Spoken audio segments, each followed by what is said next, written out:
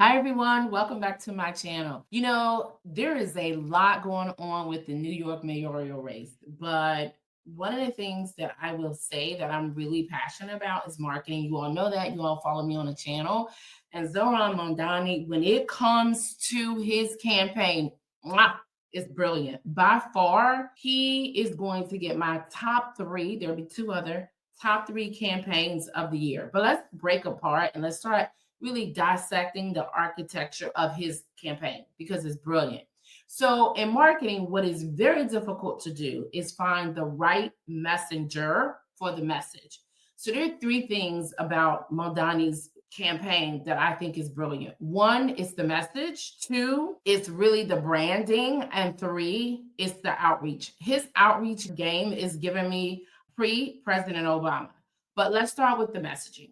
So when it comes to the messaging is not what people think. You cannot just create a messaging out of a vacuum. When it comes to creating a message, it encompasses several different aspects. The first part of the message is to really look at what's going on culturally in the country. And what is going on now is people feel like stuff is so expensive, overpriced. I mean, hell, $9 for a gallon of milk is crazy. And people are responding to that. And people are standing behind him because they feel that the affordability is just unbearable. And it is. And I'm in DC. So can you imagine in New York? So let's look at the messaging overall. When it comes to the message, it hits several things. When you're creating a message for a campaign, the first thing you need to look at is it something that can sustain culturally? Is it something that can be sustained demographically from a psychographic perspective? That's like behavior, interest. And then, more important, is it something that all people can get behind? And so, of course, yeah, everyone can get behind, like stuff is too expensive. Now, whether or not he's going to govern well, that's not what we're talking about. We're simply talking about the perspective of the marketing campaign itself. So, from a messaging perspective, the message is on point. One of the things that you can often do when you're looking at a message for any kind of campaign is, will it play across several demographics? Will it play across MAGA? Will it play across Democrats? Will it play across independents? Will it play across women? Will it play? How will everyone respond and engage with the campaign? That is the first strength of a great campaign.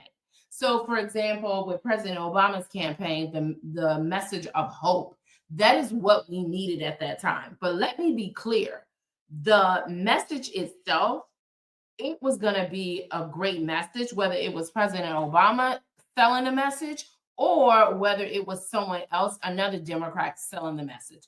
The message is the message, right?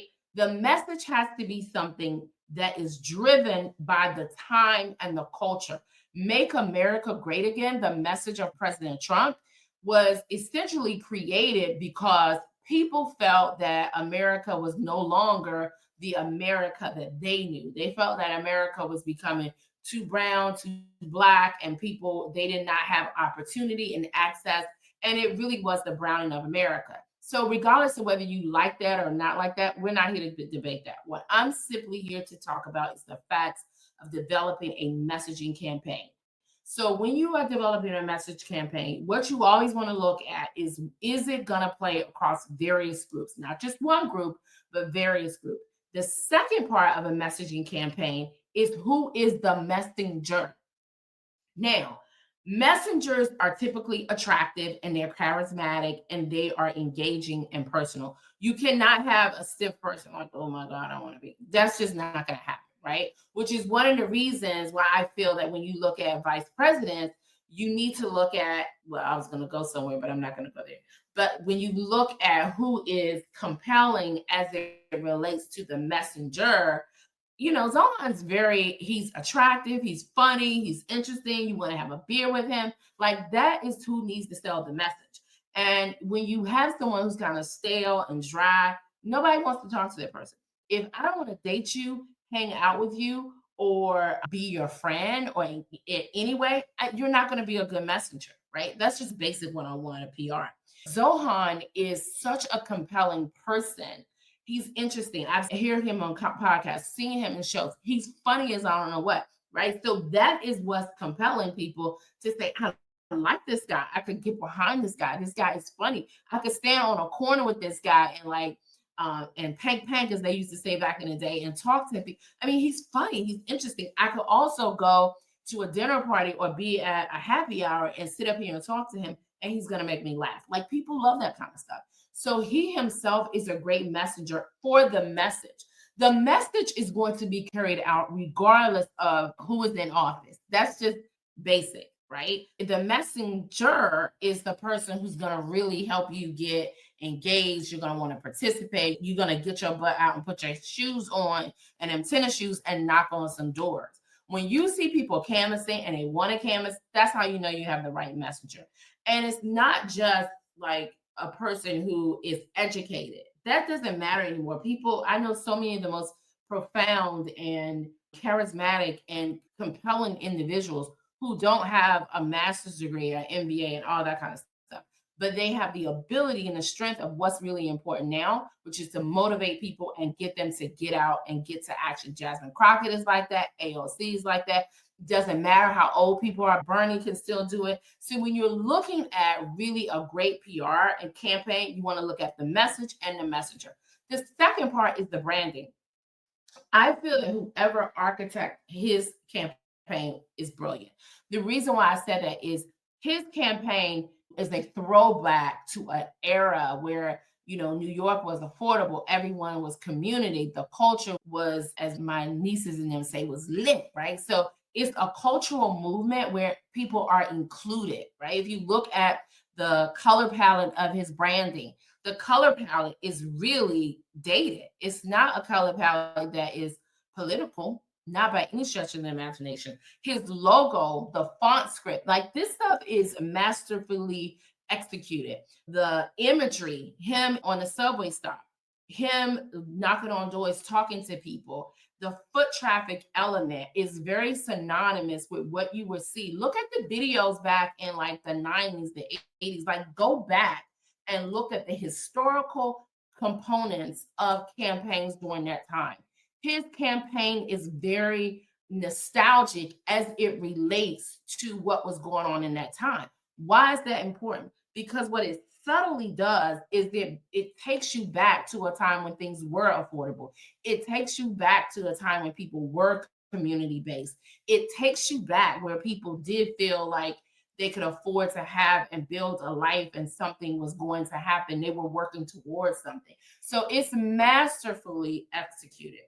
The other thing that I love about his campaign too, and the final, my assessment, the case study of his campaign is the outreach.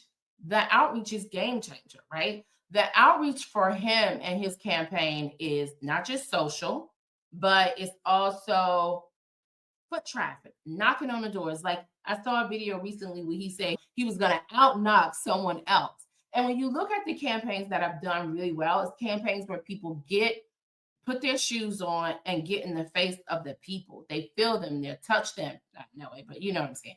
They engage with them in an intimate way. They shake their hands. They're on the metro. The fact that this guy came out from out of nowhere to where he is now is really synonymous with what people want. People want to be felt. People want to be heard. We're still in this post-pandemic culture and tone and tenement where people don't feel like they're engaging. I feel it. People are on social. So the fact that he's doing that means a lot, and it says a lot strategically about his campaign, that in order to get people out, you can't just social them. You can't just send them digital ads. You can't just run print ads. That's old school. That's establishment stuff. The fact that people now want to be engaged with, they want to be talked to, they want to be heard in ways that no one else is doing reminds me of, again, of President Obama back in the day, of Mayor Fenty, who was out of Washington, D.C. I know Mayor Bowser tried to do it as well. This is the new way to engage people. It's not sitting in your executive suite office, pushing out a bunch of traditional media campaigns. It really is old school, groundswell, gatekeepers, engagement, talking to people, going to the senior citizens, talking to people who don't look like you, who don't value the same things you value, but there is a common thread that they want things to be affordable. So when you look at his campaign, I think he's going to be mayor because I think his campaign is brilliantly executed. There are a lot of people who could take some tips from him because this is the direction of where everything is going. PR, communications, strategy, communications when it comes to engaging people. And I actually don't think you can use the same companies that you've been using anymore. That's not a shameless plug. That is a fact because it's going to take someone who's really truly connected or a team of people who are connected with the people to make the impact. And then you also have to feel it in your heart and you have to be a person who can sell the message. But in order for you to be able to sell the message, people have to actually like you and they have to actually trust you, which I feel that is constantly being eroded with a lot of things in politics. But with him, again, whether the free buses, reducing the police force, I don't know if that's going to work out. I'm not talking about that. I'm simply speaking to getting him to the mayor position. And I think that's going to happen. I think it's going to be a learning process for a lot of people. He's going to be a case study, but I feel that his campaign is done really well. I feel like he's committed. And I just think that those things, the message, the branding, and the outreach is so on point that it is a masterclass for people moving forward. And definitely for midterms. God bless you. I love you. Keep up the good work. Make sure you subscribe in this video. Let me know what you think. Put it in the comments. Let me know if there are any other case studies you want me to highlight or any other companies. I do this for a living. I do it's my passion, it's my gifting. I can't say enough. Have a great day and be blessed.